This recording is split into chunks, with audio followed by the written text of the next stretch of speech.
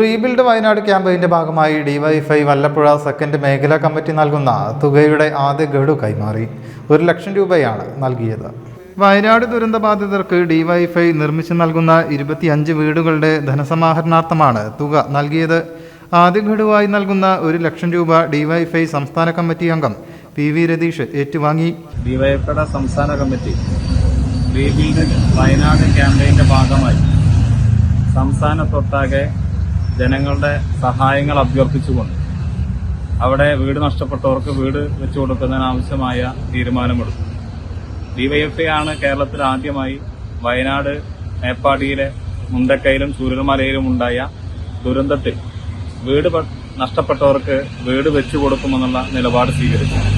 അതിനെ പിന്തുടർന്ന് ഒരുപാട് പേർ അവിടെ വീട് നഷ്ടപ്പെട്ടവർക്ക് വീട് വെച്ചു കൊടുക്കുന്നതിനുള്ള സഹായ ഹസ്തവുമായി മുന്നോട്ട് വന്നു. അതിന്റെ തീരുമാനപ്രകാരം തന്നെ ഡിവൈഎഫ്ഐയുടെ സംസ്ഥാന കമ്മിറ്റി വ്യത്യസ്തമായ ക്യാമ്പയിനിലൂടെ ആളുകളിൽ നിന്ന് നേരിട്ട് പണം പിരിക്കാതെ ഡിവൈഎഫ്ഐ പ്രവർത്തകരുടെ അധ്വാനത്തെ സംഭാവന ചെയ്ത്, വരുമാനത്തെ സംഭാവന ചെയ്ത്, അതുപോലെ പഴയ സാധനങ്ങൾ ശേഖരിച്ച് വിൽപ്പന നടത്തി അത്തരത്തിൽ വ്യത്യസ്തമായ പായസ ചലഞ്ച്, അതുപോലെ സ്നേഹ ചായക്കടകൾ, അതുപോലെ നാളികേര ചലഞ്ച്, ഇങ്ങനെ വൈവിധ്യമാർന്ന പ്രവർത്തനത്തിലൂടെയാണ് കേരളത്തിലാകമാനം ഇത്തരം പ്രവർത്തനം സംഘടിപ്പിക്കുന്നത്. ഡിവൈഎഫ്ഐ നേതാക്കളായ ശ്രുതി, വിജീഷ്, പ്രബിൻ, റമീസ്, സരിത്ത്, സുബ്രൻ, വിനീഷ്, ജിഷ്ണു, വല്ലപ്പുഴ പഞ്ചായത്ത് അധ്യക്ഷൻ NK അബ്ദുൽ ലത്തീഫ്, CPM നേതാക്കളായ ദേവദാസ്, സന്തോഷ്, സുദീപ്, വാപ്പു എന്നിവർ സംബന്ധിച്ചു.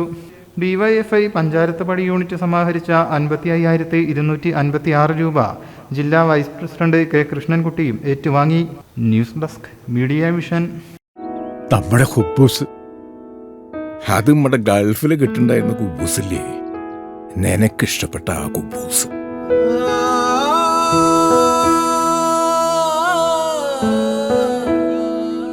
പ്രവാസികൾക്ക് മാത്രല്ല, ഇപ്പൊ നാട്ടിലെല്ലാവർക്കും അൽദാൻ കുബൂസ് മാത്രം മതി. അൽദാൻ കുബൂസ് ഇപ്പൊ ന്യൂ ജനറേഷന്റെ ഇഷ്ട കുബുവല്ലേ. ഷുഗർ ഉണ്ടെങ്കിൽ ഗോതമ്പിന്റെ കുബൂസ് ആവാട്ടോ. മലയാളിയുടെ ഭക്ഷണ താല്പര്യങ്ങൾക്ക് ഇനി പുതിയ സ്വാദ്. അൽദാൻ ലെബനീസ് കുബൂസ്.